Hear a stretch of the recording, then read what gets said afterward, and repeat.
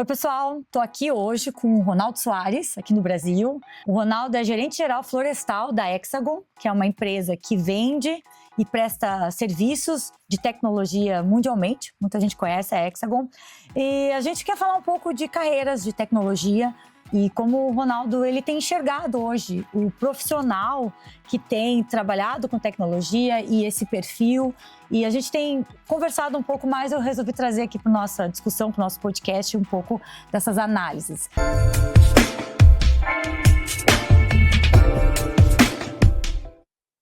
Ronaldo, então fala um pouco pra gente aí, o que tu tem percebido na Hexagon dentro dessas questões de carreiras, da visão da pessoa que trabalha com tecnologia? Acho que o mercado ele é muito dinâmico, né? Ele tem ondas assim, né? Processos, né? O que eu enxergo hoje é que as empresas têm optado bastante para aquele profissional que ele é um generalista, né? Até mesmo porque quando nós falamos aí de especialista, você não tem um número grande de especialistas de necessidade dentro da empresa. Geralmente você tem 1, 2, 3, 4 cargos, Sim. né? Pessoas que têm um conhecimento muito específico num assunto, né? O que as empresas têm procurado bastante são profissionais que têm uma dinâmica melhor em termos de conhecimento, né? Principalmente porque hoje há uma cultura muito disciplinar para resolver os problemas. Então você precisa de profissionais que têm conhecimentos em várias áreas, assim, que não é... Quando você há uma necessidade de um assunto muito mais específico, você contrata um especialista ou consulta um especialista, né?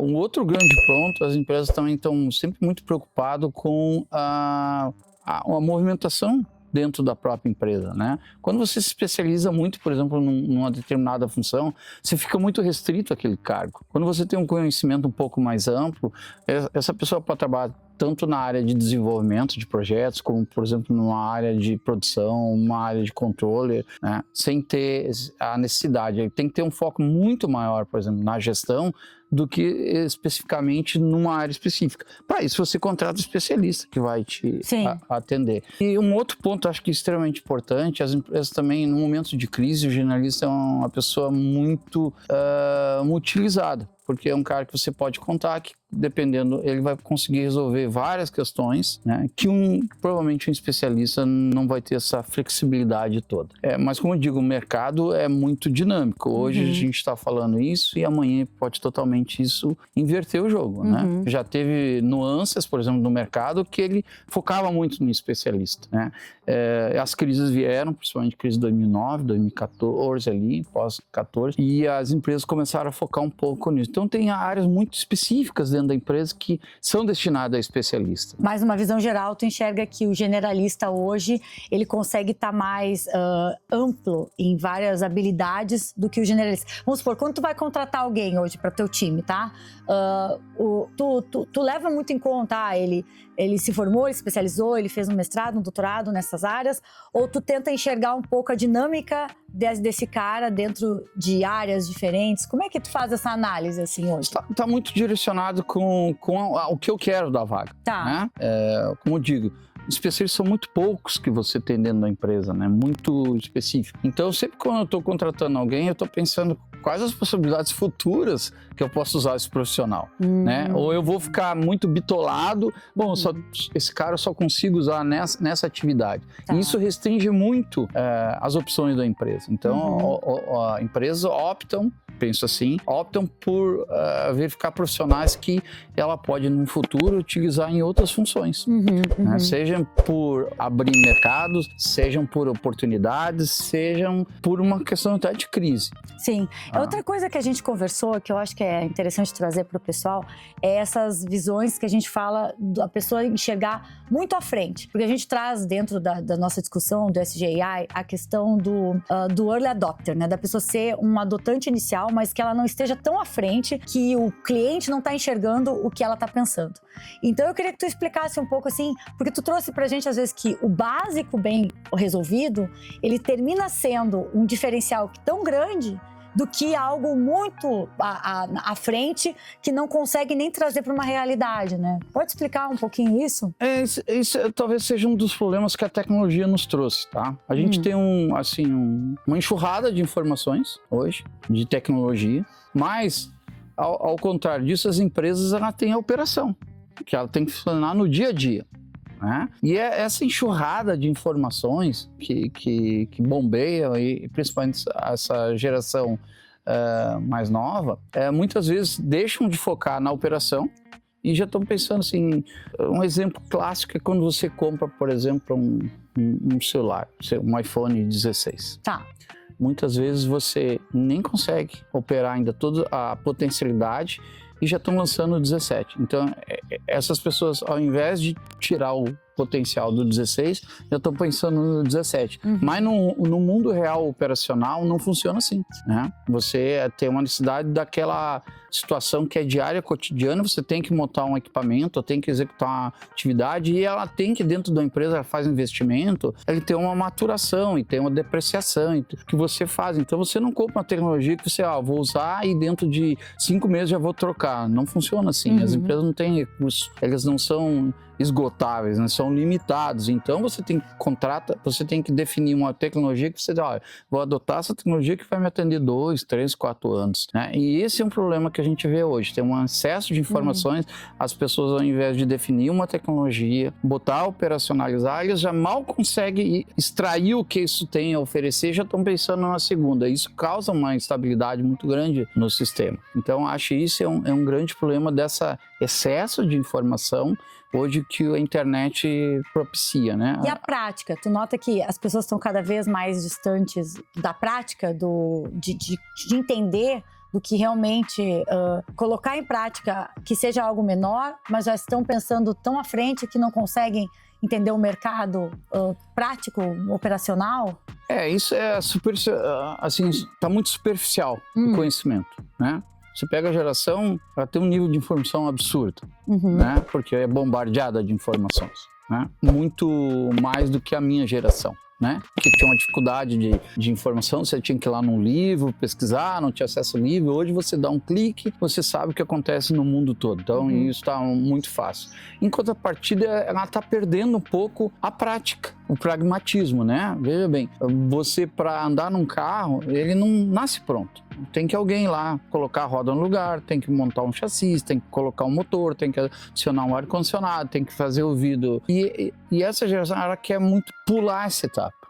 Então ela não se interessa muito, ela se interessa muito, nossa, esse carro, ele tem a tecnologia tal e tal. Então, o que está se encontrando hoje no mercado, tem profissionais com bastante conhecimento, teórico, mas que na prática não tem. E quando você fala de mundo real, você está muito preocupado em execução, operação. Então, esse é um problema, acho que tem que ser resolvido lá na faculdade já. Nas universidades. Nas universidades ela tem que resolver esse problema, né? Não construir só teorias, mas preparar esse profissional para o mercado aí, tanto na parte teórica é importante, sim, é importante, mas principalmente falar a linguagem do setor privado, da indústria, do comércio, ou seja, esse pessoal não está conversando, ou seja, ele não, muitas vezes é um profissional que ele tem um amplo conhecimento teórico, aí você vai na prática, ele não consegue aplicar porque ele não teve essa prática. Então isso é um desafio, acho que para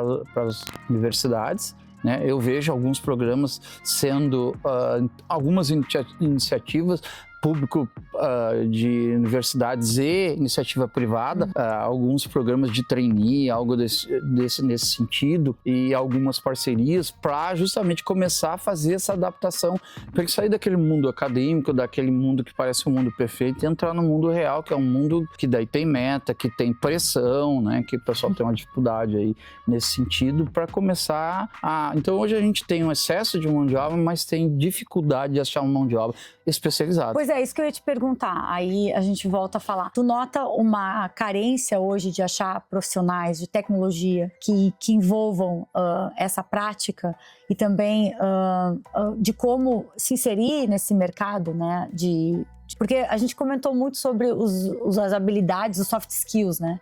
Que às vezes falta essa capacidade de gerência. E então, eu queria que tu explicasse um pouco para o pessoal como tu nota que esse profissional ele tenha essas duas habilidades que às vezes tu não encontra e isso gera uma dificuldade de achar pessoas que se encaixem em alguns cargos de tecnologia. Um dos grandes problemas que a gente vê hoje é a questão do relacionamento humano. Tá. Por mais tecnologia que você tenha, robotizado, você vai ter que ter uma pessoa do outro lado, desenvolvendo um software ou apertando o botão certo. E essa pessoa tem que estar motivada para isso. Então, o que a gente percebe hoje no profissional é que ele tem esse conhecimento, mas ele tem uma dificuldade enorme nas relações humanas. Né? Até pelo perfil, né? Pessoas que trabalham mais isoladas num quarto, na frente de um computador, que às vezes não gostam muito desse relacionamento. Então, isso é uma habilidade que está faltando, né? Que tem que começar a trabalhar, porque apesar de que há todo esse movimento, a gente ainda tem muitos anos de trabalho com muitas pessoas, né?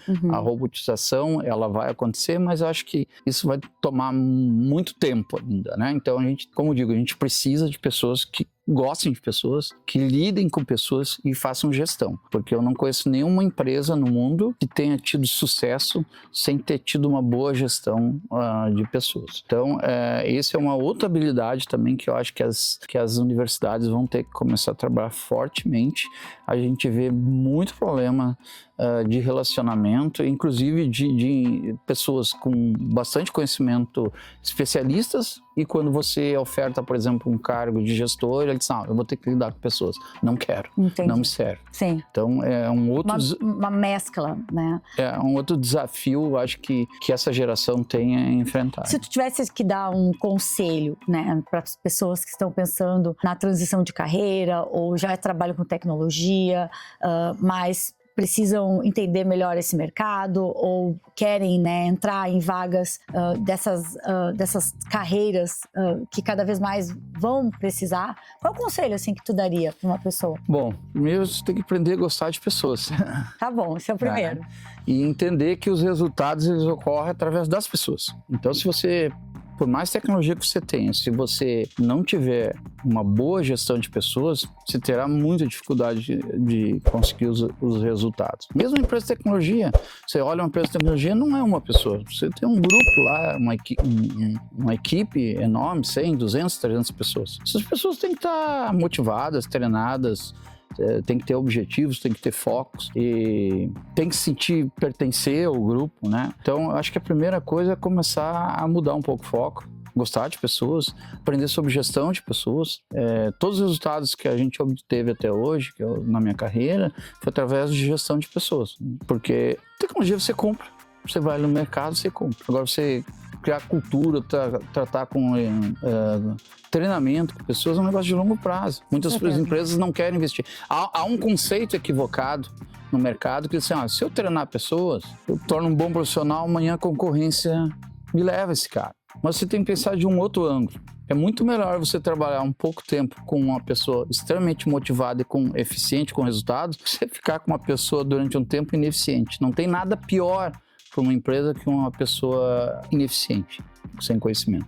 Então, eu acho que um conselho daria isso, aprenda a fazer gestão de pessoas. Se você optar pelo caminho de especialista, saiba que as oportunidades não são...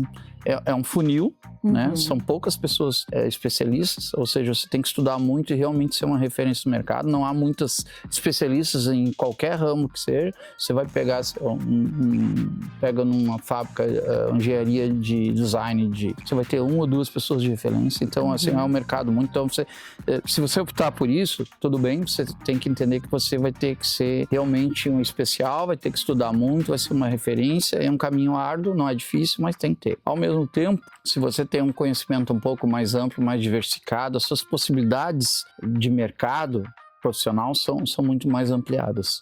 E trabalhando hoje numa empresa que tem um foco em tecnologia e tu percebe que qualquer pessoa, independente da sua área, ela tem que ter um entendimento de um pouco de tecnologia? Porque a gente está falando aqui da inteligência artificial, da inovação. Como é que tu enxerga essas novas carreiras, essas transições de carreiras? As pessoas têm que começar a explorar um pouco mais como inserir essas habilidades nas suas rotinas de carreira. Tu acha que isso diferencia um profissional que não tem essas habilidades do que pode adicionar, do que tem?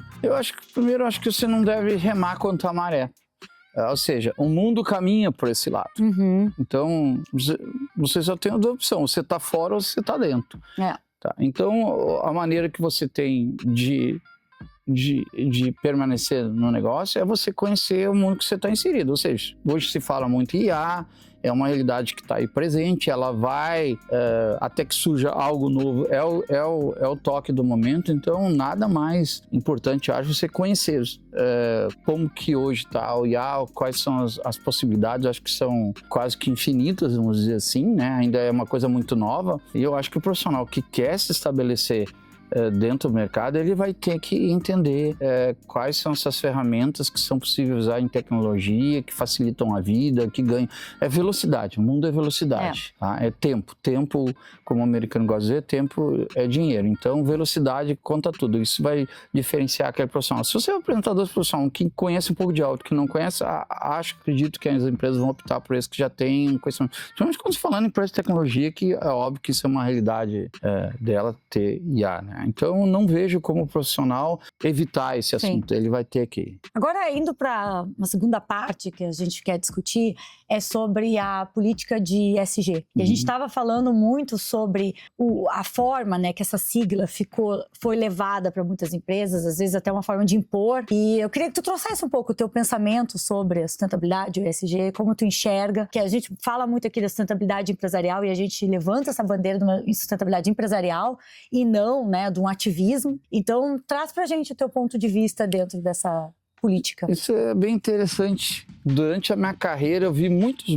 bons projetos não darem certo. Projetos assim, nossa, é excepcional esse projeto, não deu certo, porque a condição foi equivocada. E eu vejo que o ESG é um caso desse especificamente. Ele pode sucumbir, apesar de eu achar que faz todo sentido, mas a forma que ele está sendo conduzida, ele distorce um pouco. Ele deve ser levado de uma forma de um idealismo e não de uma ideologia. Explica para o pessoal a diferença do idealismo e da ideologia. A ideologia é um conceito que você quer incutir as pessoas de qualquer forma. Tá? Você quer incutir para as pessoas. Quando você fala em idealismo, não. Você acredita naquilo e você vê que isso traz resultado das pessoas. Né? Você não quer empurrar, você quer demonstrar de uma forma consciente que isso é bom, que isso vai trazer resultados. Não sei se diferente você quando você tem uma ideologia, você não, tem que ser assim porque é assim e acabou. Então acho que isso distorceu um pouco em todas as pautas, né, do ESG, tantas pautas de inclusão de pessoas. Né? Eu gosto de falar assim, eu não gosto de dar rótulos às pessoas. Eu gosto de tratar as pessoas como seres humanos. As peculiaridades de cada um, elas são de cada um, são pessoal. Não compete a mim analisar, né? Se a pessoa é isso, é aquilo ou não. Eu tenho que tratar ela como ser humano. Então, eu acho que isso é o grande erro de como isso está tratado. E eu acho que é uma coisa essencial você ter ESG nas empresas, mas da forma que está sendo tratada, ela acabou tendo um foco totalmente distorcido e acabou, inclusive, perdendo apoio de grandes empresas, né? Você pega John Deere cortando, você pega o Walmart cortando, você pega, por exemplo, Harley Davidson cortando, várias empresas, assim, inclusive no Brasil.